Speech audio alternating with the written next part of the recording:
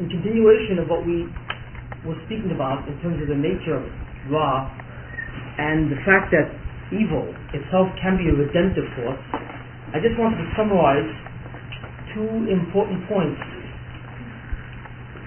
which have to be very clear in your mind before we go on. Essentially, we have said very simply that the neshama is a mushpa. That means the neshama in its essence is a recipient. That's really what it is. It's a recipient. It's capable of receiving the light of the Borsha. And as it receives that light, it experiences an extraordinary simcha or joy. But its essential capacity is to receive. That's why it's called a mushpa. In Hebrew, a mushpa is a being who is influenced or can receive. As we have said, when the neshama works in a person, when a person does a sin, an avera, normally speaking, the evil that he does represents a distancing from God, because he chooses to go against the Baruch Shalom. He chooses to accentuate or emphasize his own identity and distance himself from God. That results in what's called a richok. A rich means a distance. What the person then does is take his substance or his neshama and attempt to distance it from God. Doing that incorporates certain substantial elements which will then destroy the neshama. Very simply put again, when the person distances himself from God by choosing against the Baruch and by doing a chait, normally, according to the laws of justice, he would contaminate his substance, the substance of his neshama, and distance itself from God even further. As such, he would destroy himself. That's what would happen in the consequence of a chait. What instead happens, according to the concept of yichud, or mercy as we discussed, is that the evil that he should have incorporated within the substance, and that should have annihilated him, is externalized. And as it's externalized, it now exists as a shell or some kind of parasitic element around him. Okay. By externalizing it, the person is no longer subject to annihilation. Second principle. After it's externalized, by its very nature, it will attempt to expand. In Hebrew, this desire of evil to expand. What do I mean by expand? I don't mean expand means it will attempt to assert its existence. In Hebrew, the term that's used for that, and you will see this in all the works of Moshe Chaim Luzzatto, and normally it's not comprehensible. The literal meaning is not comprehensible. But from here you will understand the depth of the idea. In Hebrew it is called Tigboris Ra. The expansion or the ascension, the expansion or the strengthening of evil. That's what it means. Tigboris Ra. The expansion or the strengthening of evil. Now this results from the fact that evil is now a separate entity, externalized from the neshama substance. And because of its own nature, it will try to become strong and greater. What does that mean? It will try to assert the fact that it is. It will attempt to become and establish its reality and its existence. We discussed this last time, we will not go into that. But it has within its intrinsic nature to attempt to be or to exist. Because within it, it knows that in some way it should not be. It is an aberration. It knows that it has no right to be on its own. But somehow it must belong to some substance. But it cannot exist on its own. So the intrinsic nature of evil that's been externalized is to expand or to become. Principle number 3. Once it does that, what happens is, in its externalized form, it blocks the neshama from being a mushpa. It erodes the internal essence of the neshama and does not allow it to be a mushpa. It cannot receive any light from God. That's what happens once it's externalized. So therefore, in an externalized form, it does two things. It will block the neshama from receiving the light, from behaving as a mushpah. And number two, it will begin to expand. It will attempt to expand. How does it assert its existence? How does the force of evil assert existence? By doing what it knows best, to do evil. What is evil? To cause someone pain and suffering. Hence, it will begin to surround the person and bring that person great anguish and suffering. Because that's what evil means. Evil is a force that desires to do evil or do bad. Principle number 3, as it does that, as it begins to expand by making the person suffer and emphasizing its existence, it begins to disappear. In other words, in the root or in the essence of Tikvoros Hara lies its own self-annihilation. As it expands, it begins to shrink at the same time. It cannot survive. Now, this entire thing, what I've just described, essentially is the way God redeems the world and saves the world from sin, from the destruction of sin. This process is called, the most very important word to remember, is called Tahara. The word Tahara means pure, to purify. The word Tahara always refers to the annihilation of evil by itself. There are many times you will see the word V'tahar libenu and purify our hearts and so on. You will see that word constantly. When in Hashkafa the word Tahara means the eradication of the externalized evil by allowing it to expand. That's all. Nobody touches it. Nobody does anything to it. No great good force suddenly comes down and decides to destroy evil. That's not how it works. It destroys itself. Tahara. What is the result of Tahara? What is being purified? The neshama. Because what Tahara means is that the neshama retains its ability to be a mushpah. That's what it means. Tahara reintegrates the neshama, rehabilitates it so that it can receive. It doesn't give it more reception. It simply rehabilitates it so that it can receive. It is no longer damaged. That is what Tahara means.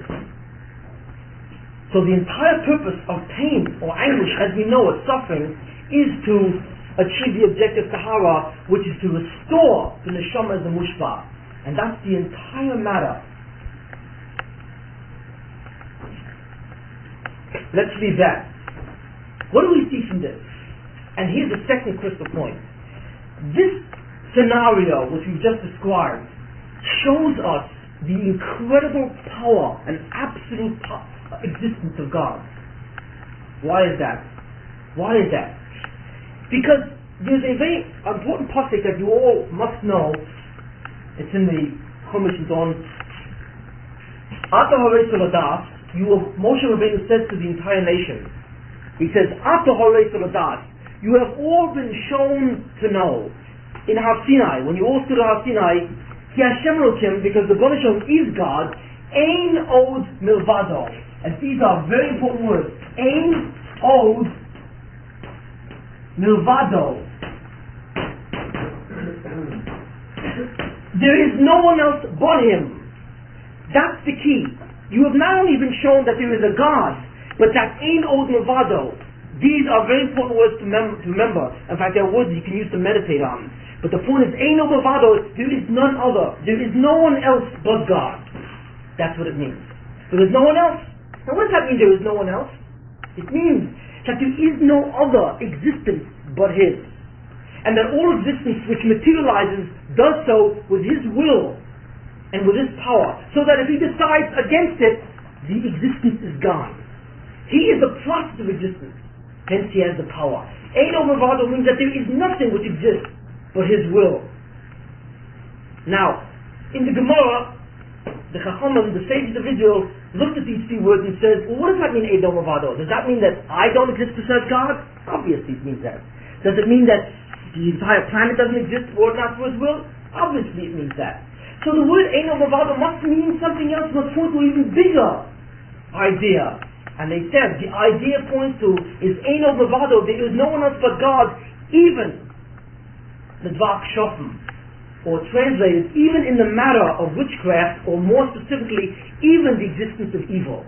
In other words, God is the dominant force. He is the overseer and the guide for the entire power and force of evil itself. That's what Chazal says. That's what our sages said. That this Ein Od Milvado, there is no one but God, in its highest form refers to the fact that even evil must come to God for its existence. Now, where do we see that? In this scenario, what I just said. And that's why, when God attempted to do this, when He did this, this is the greatest demonstration of who God is. There is no other greater demonstration. How is that? Because what the Buddhism shows is the following. There are two kinds of evil. Two types of it. Two possibilities of evil. There's something I call substantive evil, or substantive law, refers to the evil that one creates as he does a sin. But that's the evil which should reside in its substance. That is the evil that has to do with justice, mishpat. It is substantive law. It is the evil of being, as it distances itself from God. That's what it is. As that being goes away from God, as that man does a chet and turns away from God, his substance, in his neshama, erodes, and that erosion is substantive law. The result, annihilation. The man attempts to become something greater than himself, and therefore destroys himself. Meaning that the only direction for substantive law is non-existence. You cannot distance yourself from God and live. That's what justice says. You cannot. You may think you can. You cannot distance yourself from Him and live, because He is the essence of existence. As soon as you go in the other direction, you must self-destruct. But that's evil in a substantive form. But what the Buddhism says is that even the evil which is externalized will also go into non-existence, whichever way you want to run it. I will externalize it, and I will make evil to be a being, an entity, which lives and thinks and desires on its own. I will create an incredible force called evil, that's an individual entity, that's not part of a substance. And even that will disappear. Because as that evil wants to grow and expand, when it has and wants to expand, you see, what it does, it must disappear. When evil tries to expand as an individuated entity, it essentially wants to develop a kind of existence which is away from God, which doesn't need God. As soon as it does that, it disappears. So the Buddhism says, evil cannot exist at all.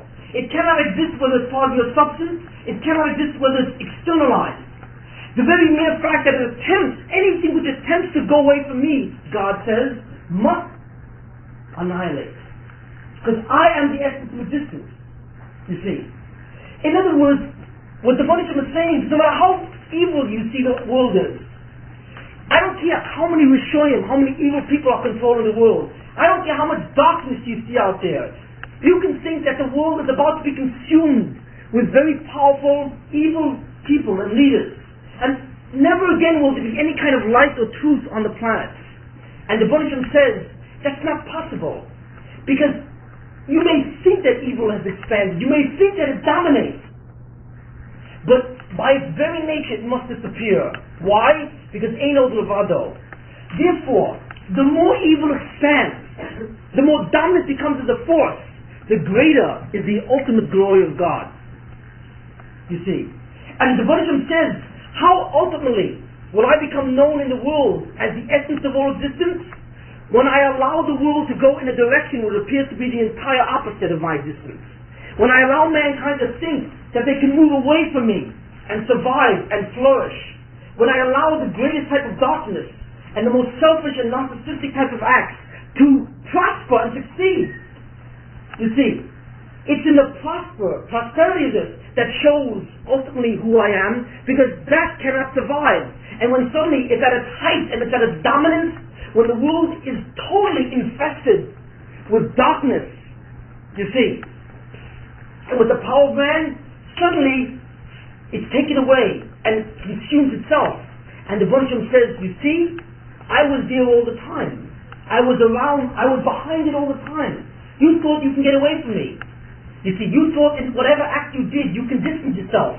You cannot, it is not possible. That's why it's called the Hanogat Hayichud.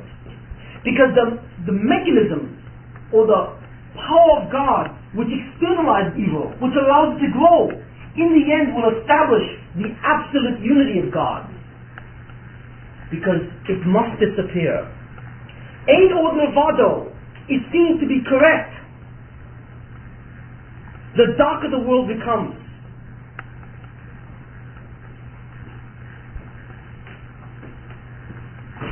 This is the Hanogas HaYichud.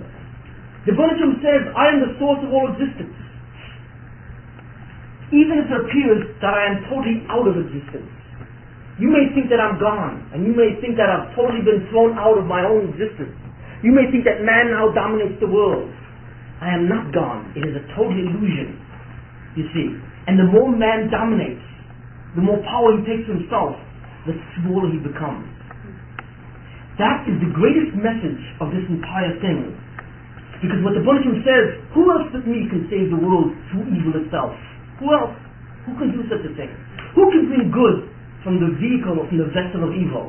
How is that possible? No one can do this.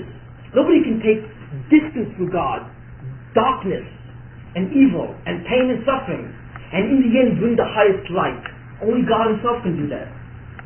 You see. And that's essentially the message of this entire thing. So basically, it's the Hanogas HaYichud which establishes the sequence, and the sequence is called after the Hanogas HaYichud because it establishes Ein od milvado, even as regards evil. Even evil is nothing more than a force which God uses to accomplish His will, and that's it.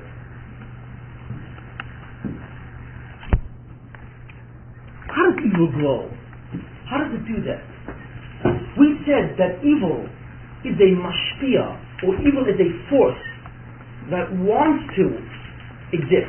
It exists by expressing itself, and its expression is nothing more than the desire, you see, to give pain. That's essentially what it is. Now there's great depth to these statements. I don't want to get into that. What that means, desire to give pain and so on. It goes into the whole thing about the inner nature of evil and so on. So we'll just leave it kind of as it is at this point. But it wants to establish its existence by being itself, and the way it is itself, it is a force that simply wants to cause pain. That's somewhat of an oversimplification, but at this point we'll leave it at that. How does it do it? How does it grow? Well, it grows in several different ways.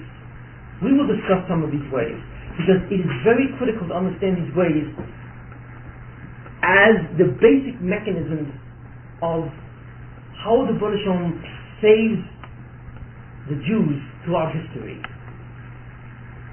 And once we understand these mechanisms, we will begin to go into the nations of the world and human history itself. That's where everything has been leading up to. First of all, physically, how can you experience pain? What are the sources or the origins of pain?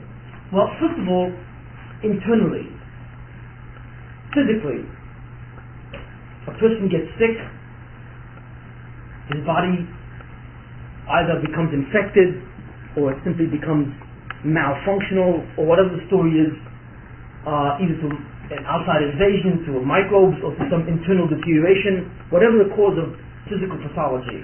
Physically, he begins to experience a loss of health, a loss of stamina, he gets sick, and possibly he can even die. So therefore, the evil force that's on him in his neshama can attack his guf, can attack his body, and downgrade it, cause it to disintegrate. It has that power. Psychically, his body is untouched, but the evil force can cause a person great mental anguish. It can cause him intense anxiety or tension, agitation, depression, and God knows all the other large array of feelings that we all go through at different points in our life, psychically. So evil has the ability to address the mind or the emotions and cause an enormous anguish. Remember, all this is coming from the klipa, or from the externalized evil which surrounds the neshama. Now, how it does these things is a very, very deep matter. The ways that it enters in these things is very deep, because obviously it's at the root of the nature of the physical and the nature of the psychological or the psychic. But basically we're saying that the expansion of evil through the cause of pain can come through addressing the physical or the psychic elements of a person.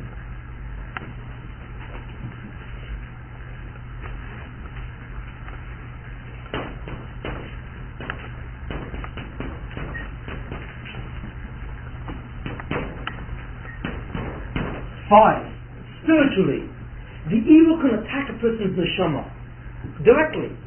How do you attack a person's neshama? What does that mean? Directly. The person experiences very powerful existential crisis. And I'm not talking about psychological realm.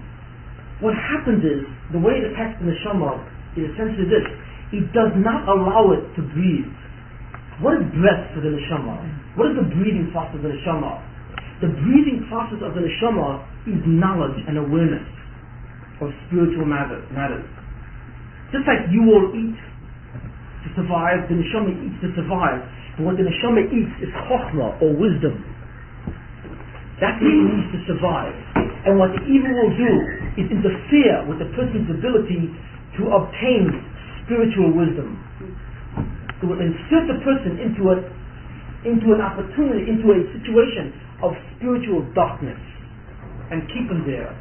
And the neshama begins to starve. Now, this kind of pain is not felt directly. You can have a starving neshama, and you will not feel it really.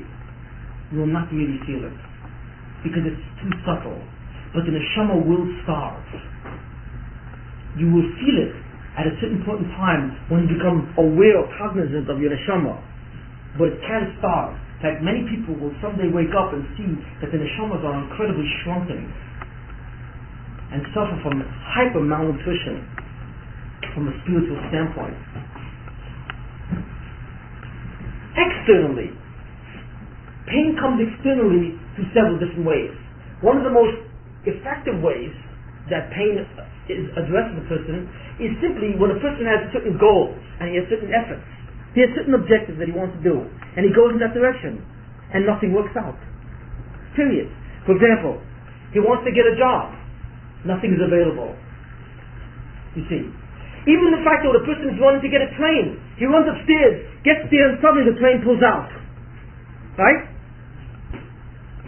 He had a goal, he wanted to catch the train, exerted enormous effort, the train is gone. Right in front of his face, it pulls out. A certain amount of anguish. In other words, whatever efforts a person directs himself towards, he finds very strangely that reality simply ignores him and defies him.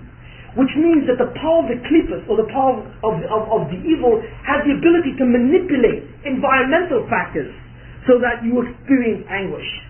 Not only internally, but also externally. It will see to it that you fail in whatever you do.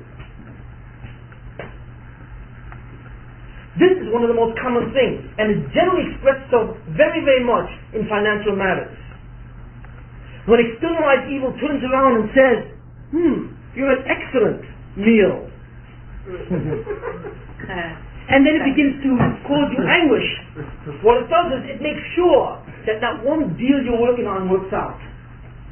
For some reason in your business, in your profession, in your job, nothing's going right. It's not working out. And you wonder, where is this coming from? Who is doing that? The answer is, it is the power of the klippa which is in you, which is able to do that. It is able to manipulate these environments. Now how does it do that?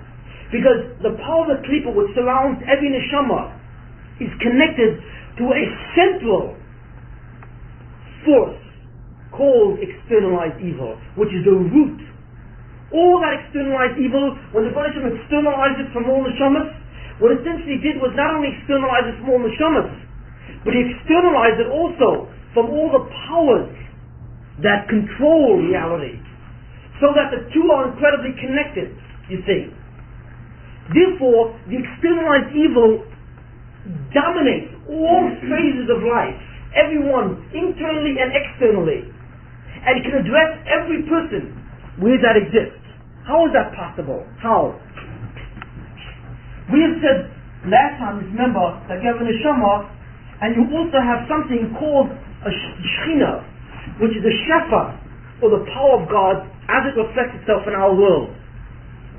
You see, here you have the neshama, which is a mushpa. Mushpa means it is a receiver, and here you have the Shekhinah, which is a mashpia. It is a source of power. We have said that when a person does a sin, what he does, he normally would destroy both himself and shut off the light from the Shekhinah. But by externalizing it, he simply destroys the ability to receive, and he destroys the ability of the Shekhinah to give. So that the Shekhinah cannot be a mashpia, and the neshama cannot be a mushpa. The whole system breaks down, you see. In both cases, this evil which is externalized wants to grow. You see, it wants to grow. And in both cases, as it grows, it disappears. But how does it grow? These are the ways that it grows, the way that I'm pointing out. And what happens is that with respect to each neshama, there is an evil force also that was created in the power of God that comes down to the world, which corresponds to it. So that therefore, when the evil begins to address that individual, he addresses the individual not only in terms of himself, but from the power of the Shekhinah as well. You see, from the power of the Shekhinah as well. And he's able to manipulate that neshama's environment in all different ways. In other words, there's a boomerang effect. The neshama will create its own evil. That evil will then go what? And influence the Shekhinah, and then the Shekhinah will go and affect the individual. Do we see how that works? That's a boomerang effect. Again, once more, the individual who does the sin causes an externalized evil on him, which then affects the kind of light that the Shekhinah gives out. And then it comes back to him in such a way as to antagonize or aggravate the neshama. It is a boomerang effect. And that's how this neshama is suffering. It's suffering because the neshama has the ability to manipulate the Shekhinah and damage it. And when it damages the Shekhinah, it then is affected by that damage. So it receives the boomerang effect and suffers as a result. That's why, even though the evil starts from you, it can come back to you from your reality or from your environment. You see. Because what it is, the evil that you do affects the forces that control all of reality in existence. So that by doing that, it can then affect you subsequently. And that's what it does. That's why when you do a sin, suddenly you find that you've lost your job. Now you say, well, how can one thing have to do with the other? What if, well, the fact that I did a sin or a terrible sin, suddenly I lost my job? Now there's no question that, now we cannot, and let me make this very clear, nobody knows exactly the connections. Nobody knows exactly the dimensions of a sin, of a transgression, and exactly the misfortune that happens, which ones are connected to what. That's information which is hidden. We never know. But there's no question. There's not a thing which can happen to you. There's not a one misfortune that can happen to you if in some way it is not affected through the boomerang scheme where it started from you. It's not possible. You see, because each person and each neshama is in some way connected to a certain part of that Shekhinah, and that person can only be affected in an unfortunate way from that part of the Shekhinah, and that part of the Shekhinah can only be damaged through him. So that's the way it is. These are absolutes. You cannot experience bad events or any unfortunate events if in some way you did not contribute to it. But that's the way it's done, the boomerang effect. So if you ask yourself, well, you will never know how your reality is going to be, what is going to actually reflect your sins. Nobody knows that. But there's no question. There's a one-on-one. There's a direct correlation between what you do and the light of the Shekhinah that comes down on you to affect what's going to happen to you. That is how you determine your own reality. Because when you damage yourself, you're not only damaging yourself, you are also damaging the source of your light. And that source of your light controls all of reality. Hence, all of reality can be used to cause you pain. You see how it works? This is the essential scenario. It is the boomerang scheme. But again, why did this happen? Why? Why is the Shekhinah now coming down on you, so to speak? Why is the light distorted in such a way where it's going to cause you pain? Why? So that the externalized evil on both will disappear. Again, it's a tahara. It is always a tahara ultimately. It is a purification of the person which is happening. The experience of anguish or suffering is the death of evil itself. Now finally, there is one more way that evil works or can affect you, and this, as far as we're concerned for human history, is probably the most important. And it's from here that we will begin to go into great more depth. We see that reality can impinge on a person in terms of his deeds through a boomerang effect. Because what you do damages the Shekhinah, and then the Shekhinah turns around and hurts you.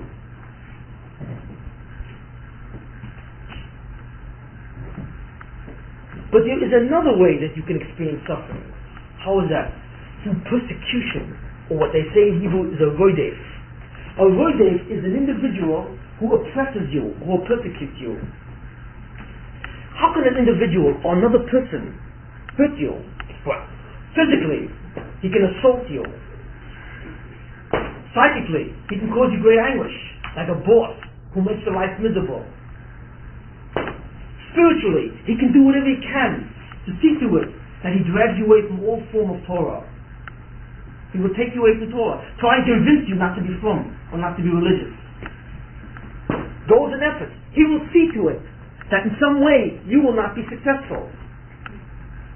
That's a rodef. Now, if you'll notice, we've separated persecutors from goals and efforts. Why? Because a person can experience failure because of mutual reasons. In other words, the person wants to sell a certain item and the other person says, I don't need it. The other person doesn't want to hurt him in any way. He's just not successful. So therefore, the person is not being successful, you see, because the people that he's involved with are not supporting him. But they're not supporting him not because they want to hurt him. It's simply the fact that that's the way it is. They don't see an opportunity in supporting this person. So these are neutral things. When we say that the person's desires and goals are interfered with and he's not successful, it is neutral. When we talk about persecutors, we are talking about individuals who are malicious and want to hurt you. You see, that's something entirely different. That's called a rodef. And as we've said, a rodef can exist in many different areas. Now the question is, how does that work? How does another individual become involved with your suffering? We've seen how evil in some way emanates from a damaged Shekhinah, so to speak. And therefore, reality suddenly goes against you. But what does that have to do with people? Don't people have their own free will? You see? How does it work?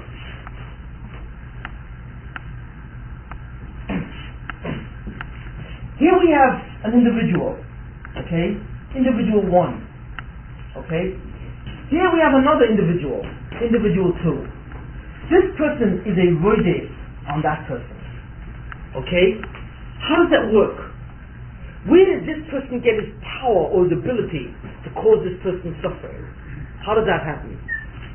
This person did certain sins, certain transgressions. As a result, his evils became externalized, and now he has a healthy klipa surrounding him. Okay? That klipa will what? Will affect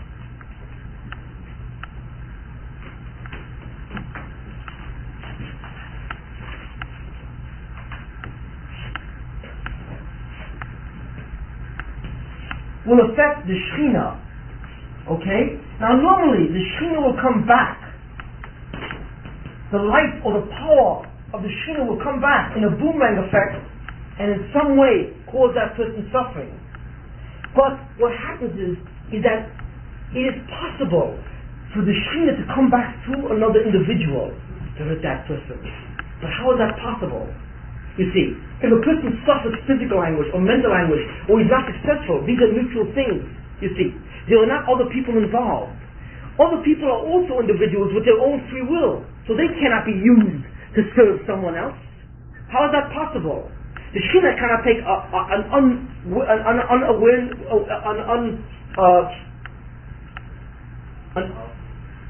an individual who's not involved, who is not aware, and use him against you, that's ridiculous. That's impossible. Because that person himself is an agent of free will. You see, if that person wants to do something against you, it's his free will. But what will happen is this person is an evil person. And therefore what happens is, this person, as an evil person, will begin to incorporate the power of evil himself. So what happens is that the light from that person, you see, which lies in the mushpa, which lies in the neshama, now is transferred in a certain way to the other person. In other words, what happens is that the power of this person exits, so to speak. The aspects of the neshama which go out, in a sense, and are transferred to another person. And that gives that other person the power to oppress the original individual. There's an exchange which is taking place. We're not talking about a boomerang anymore, where a person does a sin, damages the Shekhinah, and then receives the effect back. When we're talking about the fact that a person does a sin and yields some of the power of his neshama as a mushpa to this evil force, you see. And then what happens is the Shekhinah then, or the damaged part, will take that kedusha, that holiness, or that life which exists in the neshama, and exchange it, or rather transfer it to another person. That's what will happen. Well, you may say, why does this other person take that kedusha? Because he himself is an evil person. But his evil is greater than the original one's evil. So as such, he becomes a representative of that evil power. And therefore, he absorbs the kedusha, which is taken away from the neshama. In other words, this Rodef indirectly takes possession of the kedusha which was lost by the neshama that sinned. He takes possession because he is connected to the evil force himself because of his own evil deeds. And through the evil that he's done, and it's usually a great evil, he takes possession of the light and the power that was given to the externalized evil. You see, that the externalized evil accumulated from many different neshamas. And that light now goes down to this person, this Rodef. And he, therefore, connects in a very direct way to this externalized evil, so that the transfer is allowed.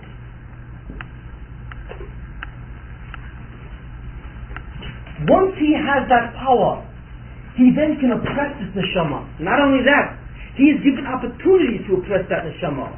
He suddenly finds himself in many different aspects interconnected with this neshama, with this other person. And he has a very strong desire to oppress him in whatever way, you see, through any of these channels, physically, psychically, spiritually, or functionally. And he does so. This is a very strange type of mechanism. It is not a boomerang mechanism really. Rather, it is more of a triangle. You see. Up to now we've seen that a person bears the consequences of his own sins because of a boomerang effect. But now we see that he bears the consequences of his own sins through a triangle effect. The person does the sin, relinquishes a certain amount of the power in his neshama to the evil which now surrounds him. That is centralized and then is distributed down to evil people who have devoted themselves and preoccupied their lives doing evil. And that strength now lies with them. They then find themselves in a unique position of oppressing all those people whose power they have. And it's not a coincidence. The Shemayim, the Hashgach or Providence sees to it that these two will socially interact in some way. They control the social interaction. You will come into contact with these people who have usurped your power. You will find yourself miraculously involved with these people. It's incredible. You think it's a coincidence, but it's not. Because you found your way to these people like they found your way to you. It's like bees to honey. You see. It sounds strange, but it's basically the mechanism that happens. This scheme of triangulation dominates the hashgacha of who you meet and who you don't meet, to a large extent. Because there are many people out there who may cause you some pain, you see. And to some extent, their ability to do that means that in some way they have wrested a certain amount of the power which once resided in you. That is a triangulation, you see. Now when I say cause you pain, everyone causes everyone pain in one degree or another. Most of social interaction is involved with some degree of pain, obviously. Does it come from this aspect of triangulation? Yes, but in a very minimal degree. Because in the normal course of human events, we are always meeting people who are causing us problems, you see. The ability of another person to cause their own problems is always a result of triangulation. Except that this is the normal stance of life. So therefore, this is what's called standard triangulation, you see. But in many parts of a person's life, there is an irregular or abnormal or heightened level of triangulation, which means that you meet with people who really give you problems, you see. And they are very successful, and you notice an amazing thing: no matter what you do, you can't get them off your back. No matter which way you try and go, they're always there, and they're always successful against you. Always. And you say to yourself, what power does he have over me? How is he doing it? Triangulation, essentially. The ability of that other individual to, in a certain sense, absorb and usurp the power that you gave up and relinquished to your externalized evil, and which his evil nature now is absorbing. What is the result of this? What happens when you're oppressed? What? What happens is that your externalized evil begins to disappear. As your externalized evil disappears, he loses the power to oppress. Because where is he getting it from? What happens is that as he causes you to suffer, your externalized evil disappears, and the power which he has over you, which really comes from you, begins to leave him and come back to you. So in other words, the triangle is like this. Your power is relinquished to the centralized force of evil, or the damaged part of the Shekhinah, not the Shekhinah itself, but its damaged phase. That power then is distributed among many individuals who are essentially on a hyperactive level of evil, and that Kedusha then allows them to dominate you and to oppress you. And as they oppress you, the Kibbutz Torah is taking place. As they oppress you, evil is growing. But the rule that we said is that as evil grows, it annihilates itself. So that as this individual hurts you, the power that he has over you, your power, is restored and reverts back to you. And when all that power is gone, when all that power is back, and your neshama is corrected, the connection then is cut, and he has no more power over you, and that's the end. What happens to this person then? What happens to the Rodev once he's lost his ability to do that? You see, until he's lost that ability, he has the entire power of heaven to do what he wants. He does. Because he has your power. And he has also the fact that he is guided by the Hanogat HaYichud to do it. Because the Rebbeinu wants to save you. In order to save you, he will put you under the hands of this individual. Not because he wants you to be miserable by this person, but this person is now the instrument to restore you and to rehabilitate you.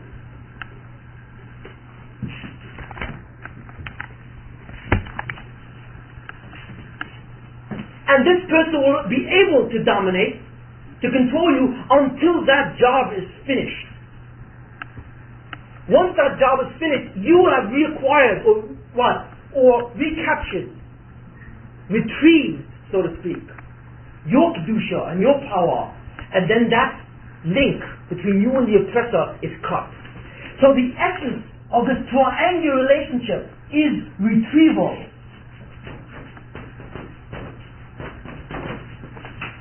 Or Chazorah.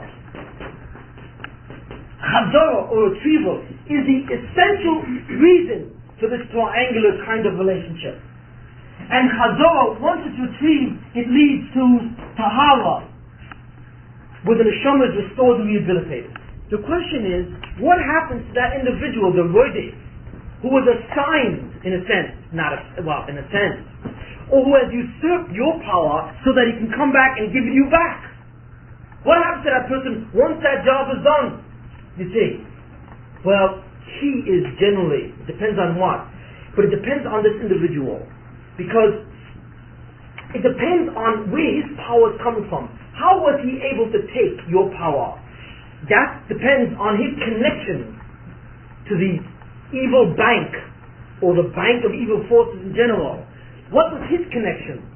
If his connection was a very deep one, a very heavy one, that means that his evil is substantive, existential. It means that this individual who's a roidif is a true Russia, and the evil which exists in him is not externalized, but rather the evil which exists in him is what? Existentialized. Therefore, once that evil is over, once it's over, he is essentially uprooted and he's destroyed.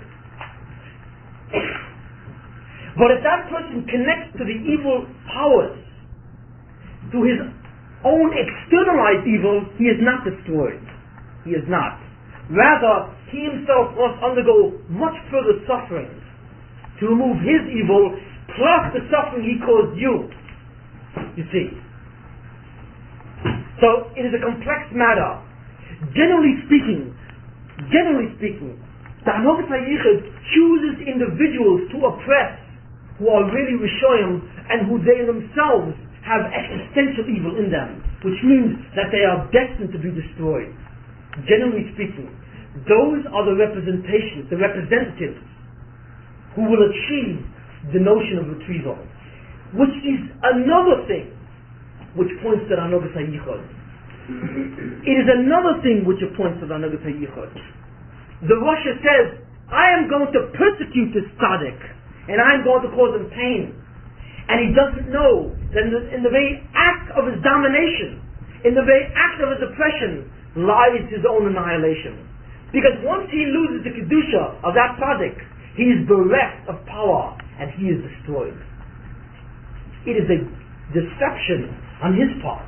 It is an incredible deception on his part, and he doesn't know it. He thinks he's enormously powerful. He thinks he's achieved true control and power and domination over other people. And he doesn't know that as he exercises that power, he must die. Because the exercise of evil is the death of evil. Except that he is the representative of that entire procedure, of that process. You see. Thus, this is the mechanism, a triangular kind of relationship, designed to assist the person who is damaged or sick by his own sins.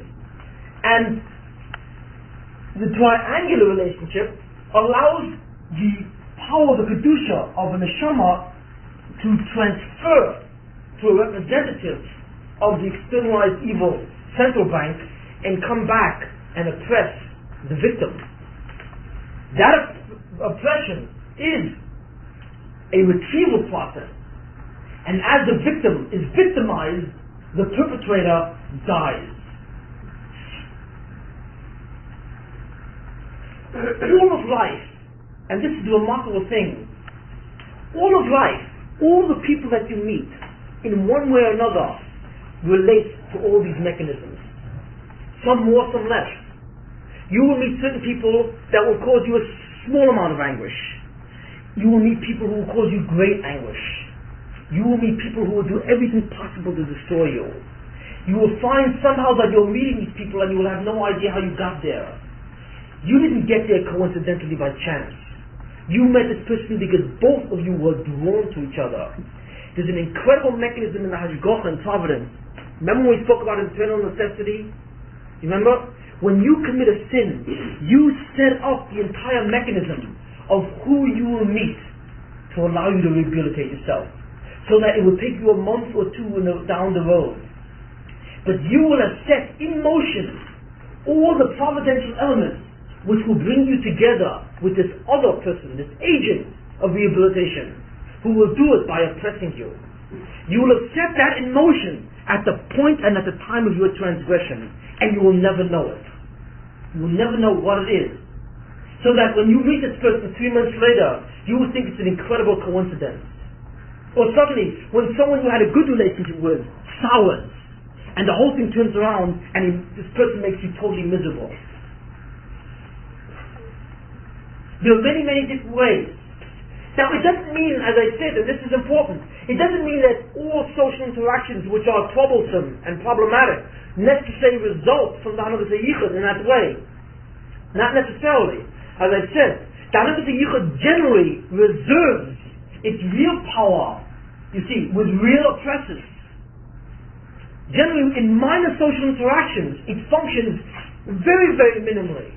Although the truth is that in any kind of social interaction where there are problems, some piece of the Hanagas HaYichud is working. Some piece of it. And there is some piece of a triangular method.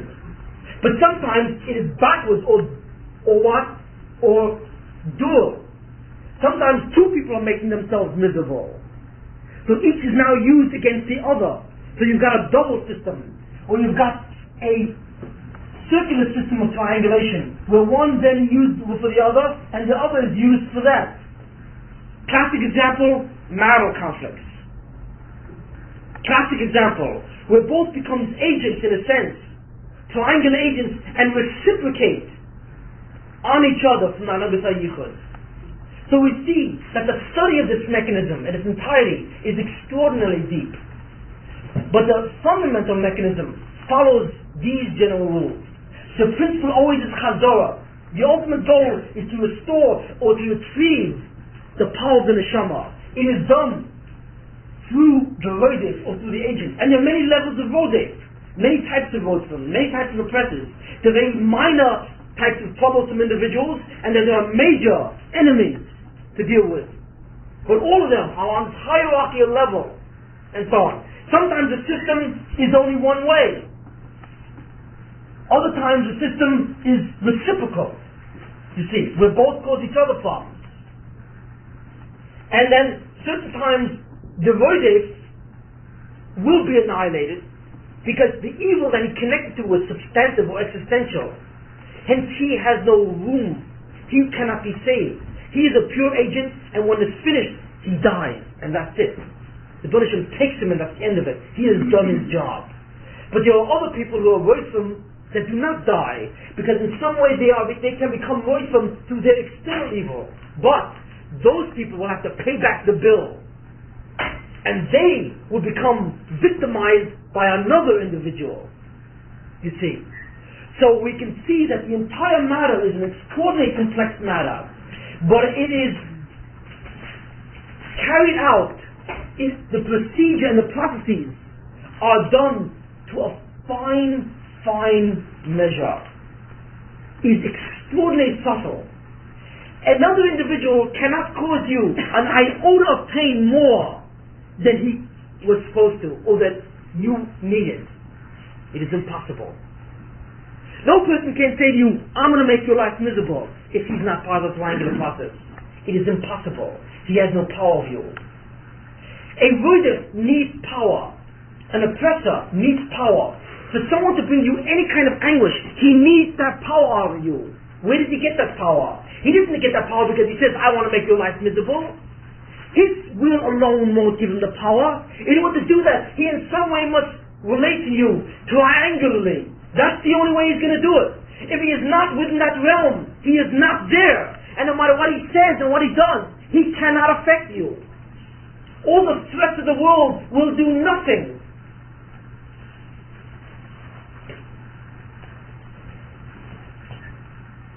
Most of human history is a study of who and who cannot be a rodef.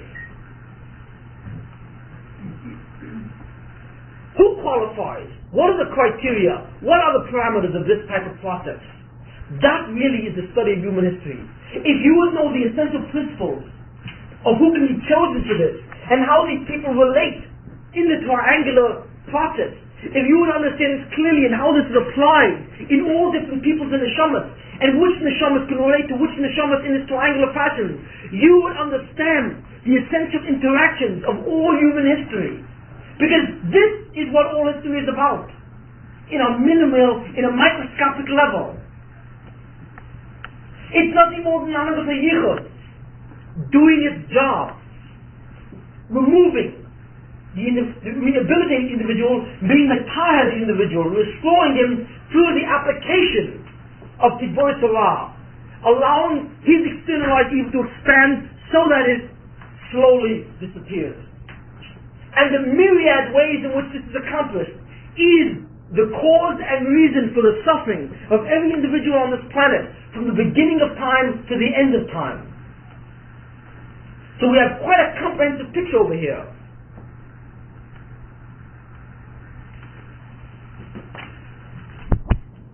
The triangular effect relates to generally adults, not children. Why is that? Why do you think that is? Because you have to remember, this Rodef, the oppressor, is an adult who has free will. And in some way, his free will has been circumvented, and he has become a representative of the Hanugas HaYichud. You see, in some way, it's been circumvented because he has given it up in certain ways. The Rodef is a classic example of the Hanugas HaYichud working in the triangular effect. But when another person causes you suffering, mutually, indifferently, not because he wants to, but somehow he is on the scene to do it, but there's no malicious intent as such, then that rather goes into the other area of the boomerang relationship. You see what I'm saying? In other words, another person is simply an impersonal agent to cause you suffering, but he is not a personal agent to cause you suffering. Children, if parents suffer through their children, the children have nothing to do with free will. They are impersonal agents. Hence, they are really the result of a boomerang effect, not the result of triangulation. Because the children are not connected to the forces of evil as such, you see. Because the children didn't do anything to connect themselves to the force of evil, because they never had any free will. So children are not Rodefim. A child cannot be a Rodef, or a real oppressor in that sense. A true oppressor. Because the child is not qualified for that job by virtue of any evil thing that he did. So therefore, a child is more an impersonal agent. Like, for example, a rock that falls down on you. Is that rock, or that stone, you see? Or something that causes you to stumble, you see, and you hurt yourself. What is that? What is that rock? Is that rock what? A Rodef? Of course not. It's an impersonal thing. It is what? It's a piece of nature as such. You see, that is a neutral aspect, and that has to do with the boomerang effect, where you control your evil deeds, damage the Shekhinah, and the Shekhinah then begins to act on your reality, the impersonal realities, to what? To rehabilitate you. And one of the aspects of an impersonal reality are children. But when the Shekhinah begins to act on adults, other people who have the capacity of free will, then it will triangulate, you see, in a much more powerful way. And there will be true transfers in a much higher degree in terms of what goes on.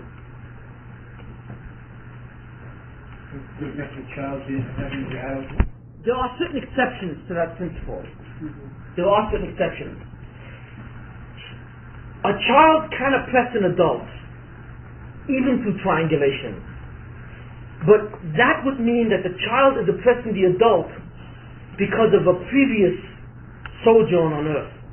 In other words, the child was an neshama at a different time with this person, and that person oppressed the child when he was an adult in a different life. The child now comes back to oppress the person, you see, in some way, as a child the second time around. So there are all these kinds of complications. There are, you see. And same thing vice versa, where a adult oppresses a child, you see. There are complications. Because what we are really dealing with, when one member, when the Rodef or the Nirdof, the persecutor and the victim, if one of those is a child and one is an adult, we have really here a boomerang process with elements of triangulation as well, you see. Whereas when both are adults, it is essentially strictly a triangulation process, you see. I would say that probably that's the best way to really answer that. But you can see that the matter can become extraordinarily complex, you see. It can become extraordinarily complex. A great deal of the subsequent shum that I will be giving will now treat the details of this mechanism. You see, the details of this mechanism of Rodef Nirdos, persecutor of persecutees,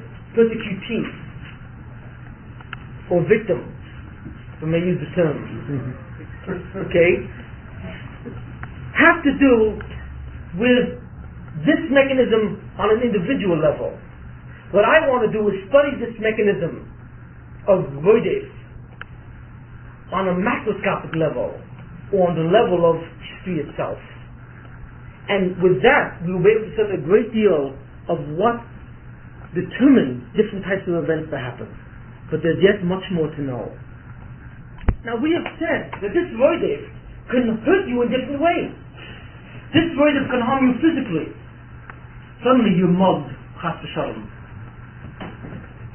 That mugger attacks the muggee, again, to use the term, not coincidentally, but that the forces of Hashgacha or Providence brought these two together.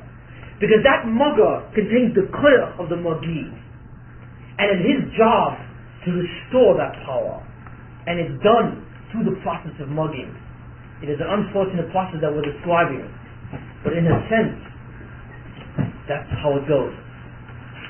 Psychically, a person causes mental anguish. Spiritually, or rather, let's leave that go, people interfere with your ability to succeed. And finally, the greatest type of damage that a perpetrator can do on you, spiritually, except that kind of damage you don't know. There are certain types of sins that you can do that will suddenly create an entire battalion of people who then will arise to destroy your neshama. How will they destroy your neshama? Because what they will do is they will do everything possible to take you away from Judaism. And those are the most powerful of all voices. The most powerful. Classic case. Hanukkah and Purim. Purim, Haman. Haman wanted to destroy all the Jews physically. Haman is the Rodef par excellence on the physical level. He wanted to kill every Jew. Simple. That's it. Hanukkah, Antiochus, wanted to destroy the religion of the Jews. He wanted to destroy their soul. That's why Hanukkah is a deeper religion than Purim. It's a deeper Chag or festival than Purim. Because it has to do with the spiritual death of the Jews. That was the goal. Not the physical death. But the classic example.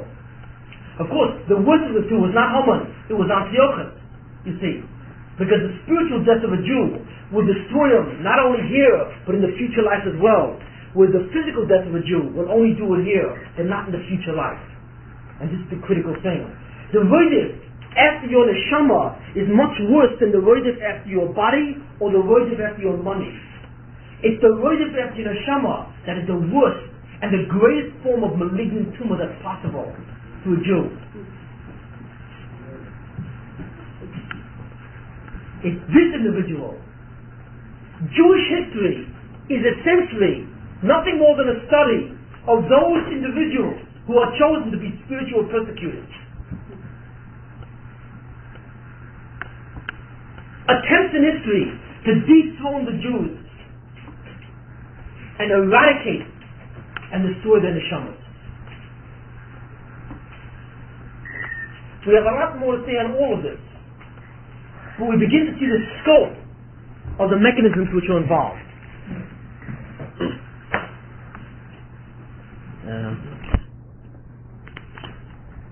One of the most critical events in Jewish history was the covenant of Abraham, what's called the Brit Ben Avsharim, where when the virgin first came down to Avram, he first assigned him and said to him that I want to make a nation from you who will essentially retrieve or essentially create Olam Haba, the future world.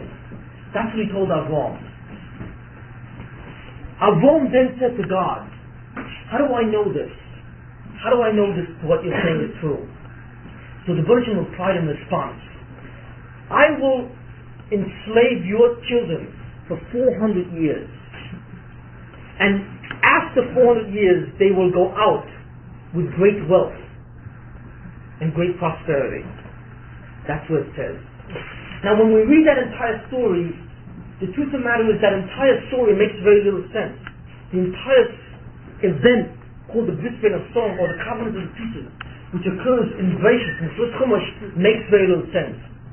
The Bereshit was saying to Avram, I promise you that your children will inherit Olam Haba. And then Avram says, well, how do I know that? And what's God's answer? They're going to go into Egypt for 400 years. Can you tell me the logic of that conversation? Yeah. That's a rhetorical question.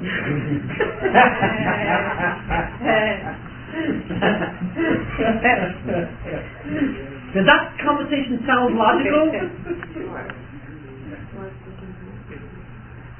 The truth of the matter is the conversation is an enormously deep one.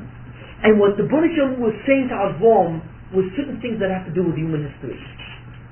The Rebbeinu Shalom had just finished, after the Zohar Floga, the Tower of Babel, and he looked at all the nations of the world and he says, I've had it. The Another Mishpat says, we've had it. That's it. Let's segment mankind into two different groups. And let's make them heterogeneous with respect to their ability to create Olam Haba. No longer will men have the ability to create Olam Haba equally, but rather we will separate mankind into Abraham and his descendants, who will be able to what? To transform physical reality the way it should be, and all the other nations of the world, the 70 nations of the world, who no longer should have that ability in any substantial way. But we'll let them have that ability a little bit. So the punishment then goes to Abraham and says, look, I want to give it all to you. I want you to take over what Adam Rishon started. You see, you are the substitute for Adam Rishon, and I want you to do it. And not only that, I guarantee you that you will succeed. So Avram, who's a very, very bright fellow, turns around and says to Rebbeinu Shalom, what are you talking about? You want to say to me that I should what? I should succeed? That what? That I should take over the job of Adam Rishon? Fine. 100%. That's what I want to devote my life for. I want to build up the Kedusha, which will enable me and my descendants to create an Olam Haba. But how can you guarantee me success? The whole thing is contingent on free will. And just like I have the ability to become a Rasha, although I'm not, my children also have the ability to become Rashaim.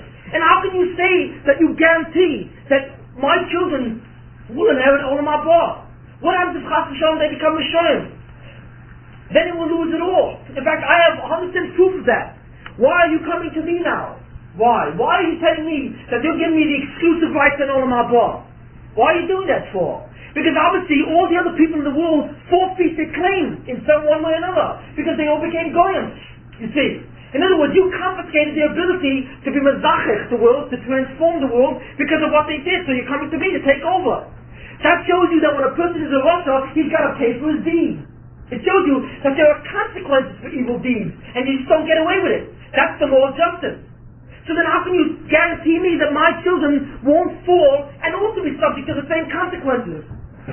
How can you guarantee me that my children won't become goyim as well? That's the question that Avram was saying.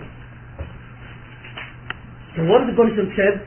I will put your children into the land of Egypt for 400 years. What kind of an answer is that? What the Rebbeinu Shalom essentially was saying was that what I'm going to create is a new mechanism that has never been seen before. I'm going to play with the Yichud Mishpat ratio. In other words, I'm going to allow the Hanagas Yichud to establish a new kind of mechanism which has never existed before in the way that it will function. And that mechanism will ensure that your children will survive spiritually. That was the Rebbeinu answer to Avram.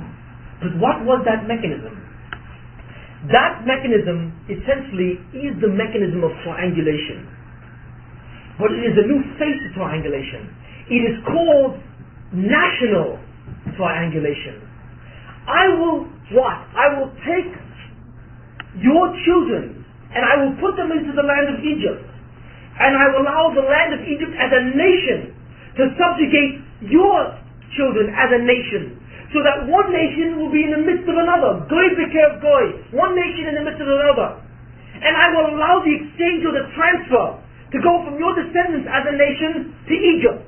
And then as Egypt seduces them and oppresses them, the power will go back to your children. In other words, I will create a mechanism where the entire nation of Israel will survive, not individuals. Because I will extend triangulation to a national level and on a national dimension. If your children do not perform as they should, as a group, then I will put them into another group. And then I will allow this other group or this other nation to usurp the power that they've relinquished, and through the process of seduction or through the process of oppression, they will return and be rehabilitated. In that way, I guarantee you that your descendants as a nation of Israel will survive. So what the Buddhism promised Avram was triangulation on the highest level. One nation to another. It is no longer an individual to another. It is not a verdict, a persecution against a victim. It is a national persecution against an entire nation. So that an entire nation can be saved. So that the identity of an entire nation can be sustained.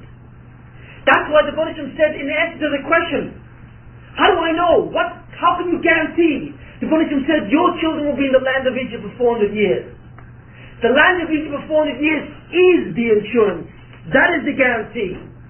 That is the mechanism of triangulation in its highest and most mature level. In that case, I guarantee you that your children will survive. And the Buddhism says what? After they leave the land of Egypt, they will leave what? With great wealth. Why does God say that the Jews will leave with great wealth? He's not referring only to the wealth of Egypt. He's referring to the spiritual wealth. Because what the Buddhism says is that when they've been in Egypt for 400 years, they will go out restored. They will go out with the wealth of what? Of their own rehabilitation. They will have recaptured what they will have lost. They will go out with the wealth of what we call perfect spiritual health. What's the process that will ensure that they will be a nation of perfectly spiritual health? This process of national triangulation, which is represented by the descent into Egypt. So we begin to understand, to some degree, although not fully, because the matter is so much more deeper, why the Jews went into Egypt to begin with, and what was accomplished there. That essentially, when the Jews are persecuted by another nation, that nation usurps the kedusha of those neshamas and restores it through the entire oppressive process. Look at human history. We begin to see human history play out this scenario many, many times over and over again. Over and over again. And we begin to understand why it is that the Jews suffer so much at the hands of Goyim and are in exile. Because what we see being played out is the process of collective or national triangulation. That is the basic principle. There are still many details. The question is, who can be a nation that can persecute the Jews? Does any nation qualify? Can any Goyish nation do it? And what happens to that Goyish nation that does? What does the Goyish nation look like when it's persecuting the Jews? What are some of the prerequisites? All these ideas have to be examined, you see. And what we have to see is, in some way, to look at the development of that. In terms of why different nations take that role and other nations simply fall to the background. And see some kind of pattern in this entire process itself. So, on the macroscopic level, human history is national triangulation, constantly occurring so that the Jews are redeemed. The promise of God to Abraham goes on in every generation. Do you remember what it says in Yagoda? In every generation, the Goyim always come up to destroy us. Why are they always coming up to destroy us? What are they, maniacs?